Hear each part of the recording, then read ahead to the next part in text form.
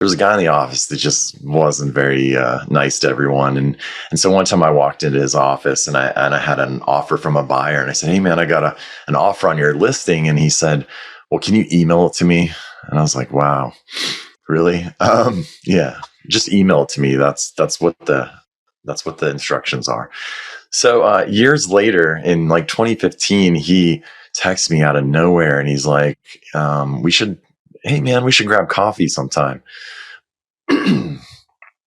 And my first instinct was, no, we shouldn't. Like, why would I want to do that, right? But there's something that made me say, like, yes, like just go, man. Like, who knows what this is all about? And so I was like, all right, sure. So I made time and I meet him for coffee, and he just starts talking to me out of nowhere about like, oh, you should start a real estate team and you should check out these real estate coaches over here, right? Like, check out what they're doing. And so I thought, okay. So I check out what these guys are doing, and they're having an event in Dallas, Texas. And bear with me, I'm getting somewhere. So I go to this event in Dallas, and there's a speaker on stage, and he's talking about like overcoming obstacles and the importance of having a morning routine. His name was Hal Elrod. And I didn't talk to Hal at the event, but I did see Hal checking out of the hotel, and I noticed that he and I lived in the same exact city, which was Temecula, California at the time. Neither one of us lived there, but I thought that's an odd coincidence. I bet no one else here in Dallas lives in Temecula, California. So when I got home, I messaged Hal and I said, "Hey man, just got back from the event. Noticed we both live in Temecula. If you ever want to get together or anything." So, and then Hal writes back, "What's your phone number?" And I thought, that's a strange reply, but here's my phone number. So he calls me and he says, "Hey man, I'm doing this event in San Diego. You should really come." I didn't want to go. I was all evented out for the year. It was the end of the year. Didn't really feel like it. But something said, all right, this guy's asking. So I buy a ticket, and I actually bought 2 tickets, and I dragged one of my friends down there. So then, and it was hilarious because I remember Hal and John saying, "If you guys don't like this event, not only will we refund your money, but we'll pay you for your time having wasted like 100, $200, something absurd." So me and my friend Justin go through the first half of the day, and it's absurd. I mean, it's like just this horrible event. There's lots of hugging, dancing, white people doing aerobics and stuff. It was just weird. And so my friend Justin and I, we almost left. But I was like, let's just go back for the second half of the day, right? And then one of our mutual friends, John Broman, did a speech the second half of the day. All right. So we end up staying. The rest of the event was amazing. I think Hal and John would both admit they had no idea what they were doing the first half. That's okay. So the end of the second night, some of us go out to dinner, and I find myself sitting across from Scott Groves. And we become great friends. And so just from saying yes to coffee with an a-hole, I met Scott, and we ended up starting a little business together, becoming friends with Hal, John, and I'm on your podcast because I said yes to that coffee in 2015, because I wouldn't have met you if it wasn't for all the people we just named. Wow. So the moral of the story, there could be so many, but one of them might be that you just said yes and you tried something that you maybe didn't want to do. Your gut instinct was just to shut the guy down. Let's not have coffee with an a-hole, but you did. And then that led to meeting Hal. And then it led to eventually, I'm assuming you're going to the Best Year Ever Blueprint. That's the event you went to in San Diego. Correct. And I think that may have been their first year running it. It was. And they were bombing it at first, and then they crushed it. And then you met Scott, and now it's my privilege to meet you. So all kinds of stuff.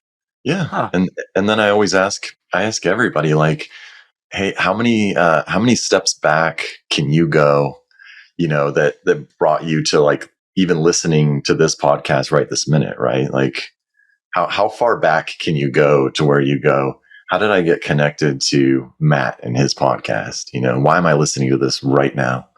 Or maybe me, right? Maybe they saw me promoting it and they're listening to it right now. So it's always an interesting thought experiment of how far back you can go and find really what seems like the most inconsequential decision, and it changes your whole life, right? Because I've made so many friendships. Matter of fact, your editor Hector, who's going to be doing this, I met him at those events too.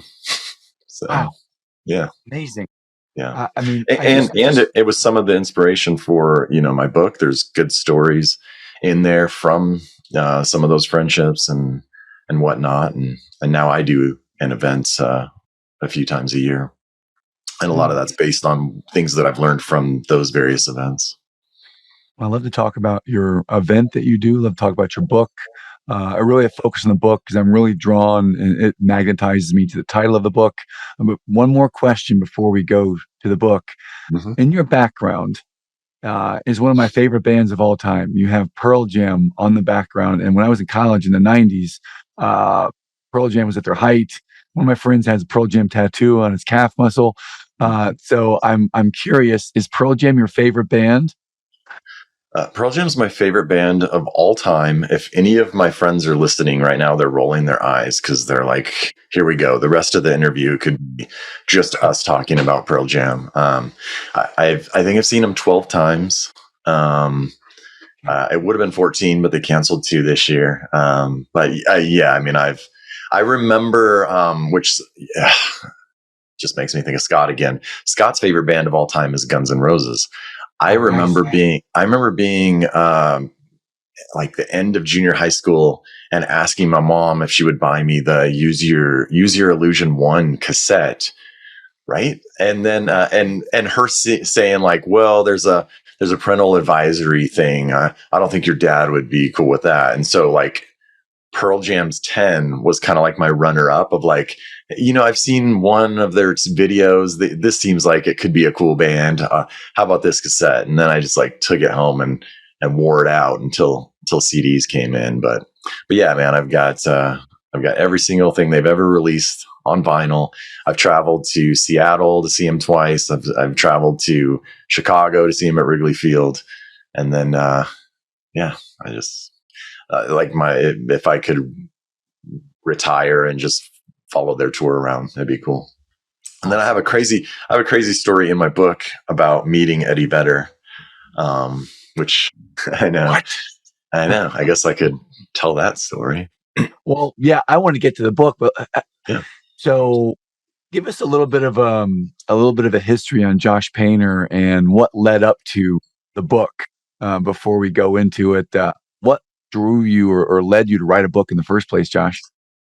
Yeah, I mean, I guess it's a simple yet complicated answer, right? Like, there's sometimes you go a few years and you think, oh, I've got a book in me, or, I'd like to write a book. And I'm so glad that I didn't write a book 7 years ago when I first thought about it, because I think I always thought that since I was in real estate, that it would have something to do with real estate. And now I'm just like, oh God, that's so boring.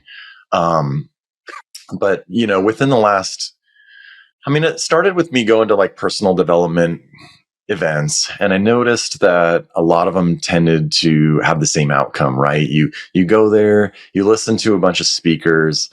A lot of times they're selling things from the stage, and you might leave with some motivation. But oftentimes you just like write inspirational notes in these notebooks and then you throw them on your shelf, right? Like I've got stacks. So I wanted to create an event where there's no like inspirational speakers or anything. It's more of an all-day workshop exercise of, setting massive goals, and then not just setting them, but planning out how you're going to achieve them, what habits you're going to create, and taking the first massive action while you're at the event. So nobody leaves without taking an action. Anyway, how did the book come about? last year I asked for feedback, and one of the things that I had gotten most was, hey, love this event, love the things that we did and the exercises, would love to know more of the why and why it works. And I just kind of connected the dots of like, oh, I had been wanting to write a book. Why don't I expand on this one day event and turn it into a book?